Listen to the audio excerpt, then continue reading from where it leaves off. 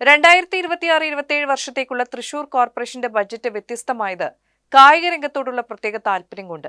Oxygen സോണുമടക്കം നിരവധി പുതിയ പദ്ധതികൾ ഉൾപ്പെട്ടെങ്കിലും തൃശൂരിന്റെ ഫുട്ബോൾ പാരമ്പര്യം കാത്തുസൂക്ഷിക്കാനുള്ള പ്രഖ്യാപനമാണ് ശ്രദ്ധേയമായത്. ഫുട്ബോൾ ടൂർണമെന്റ് പഴയ മുനിസിപ്പാലിറ്റി കാനവിൽ കോർപ്പറേഷൻ സ്റ്റേഡിയത്തിൽ വെച്ച് ചാക്കോള മെമ്മോറിയൽ റോളിംഗ് ട്രോഫി എന്ന പേരിൽ ഫുട്ബോൾ ടൂർണമെന്റ് നടത്തി വന്നിരുന്നു. പിന്നീട് പല വർഷങ്ങളിൽ ചില വർഷങ്ങൾ തൃശൂർ നഗരസഭയും പോലീസ് സംയുക്തമായി NI ഡേവിഡ് മെമ്മോറിയൽ എന്ന പേരിൽ ഫുട്ബോൾ ടൂർണമെന്റ് സംഘടിപ്പിച്ചിരുന്നു. വിവിധ കാരണങ്ങളാൽ ആയത് നിശ്ചലമായിട്ട് വർഷങ്ങളേറെയായി വിവിധ കോണുകളിൽ നിന്ന് ഇത്തരം ടൂർണമെന്റ് കോർപ്പറേഷൻ മുൻകൈയെടുത്ത് നടത്തണമെന്ന ആവശ്യം ഉയർന്നിരുന്നു. IM വിജയൻ, ജോപോൾ അഞ്ചേരി, CV പാപ്പച്ചൻ തുടങ്ങി പല പ്രമുഖ കളിക്കാരെ വളർത്തിയെടുക്കുന്നതിൽ പങ്കുവഹിച്ചുള്ള തൃശൂർ നഗരം ആ ദൗത്യം ഏറ്റെടുക്കുകയാണ്. വളരെ നല്ല രീതിയിൽ തന്നെ ആയുധ സംഘാടനം ഉറപ്പുവരുത്തുന്ന നടപടികൾ സ്വീകരിക്കും. ഇതിന്റെ മികവിനായി ജില്ലാ ഭരണകൂടം, പോലീസ്, സ്പോർട്സ് കൗൺസിൽ, വ്യാപാര പ്രമുഖർ, സ്പോർട്സ് പ്രേമികൾ, വിവിധ സംഘടനകൾ, ധനകാര്യ സ്ഥാപനങ്ങൾ എന്നിവ സഹകരണം കൂടി തേടുന്നതാണ്. ഇതിനായി ബജറ്റിൽ സംഖ്യ വകയിരുത്തും. ഒരു കാലത്ത് കേരളത്തിന്റെ ഫുട്ബോൾ കോർട്ടായിരുന്നു തൃശൂർ. നിരവധി കായിക താരങ്ങളെ സംഭാവന ചെയ്തിട്ടുണ്ട്.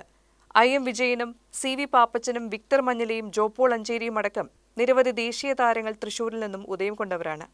തൃശൂരിന്റെ സ്വന്തമായ ചാക്കോള ട്രോഫിയുടെയും NI ഡേവിഡ് ഫുട്ബോളിന്റെയും മാതൃകയിൽ മത്സരങ്ങൾ പുനരാരംഭിക്കുവാനുള്ള പദ്ധതി ബജറ്റിൽ പ്രഖ്യാപിച്ച deputy mayor A Prasad വ്യത്യസ്തനായി.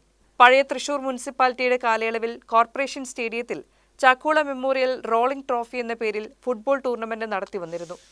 Thrissur നഗരസഭയും പോലീസും സംയുക്തമായി NI ഡേവിഡ് മെമ്മോറിയൽ എന്ന പേരിൽ ഫുട്ബോൾ ടൂർണമെന്റും സംഘടിപ്പിച്ചിരുന്നു.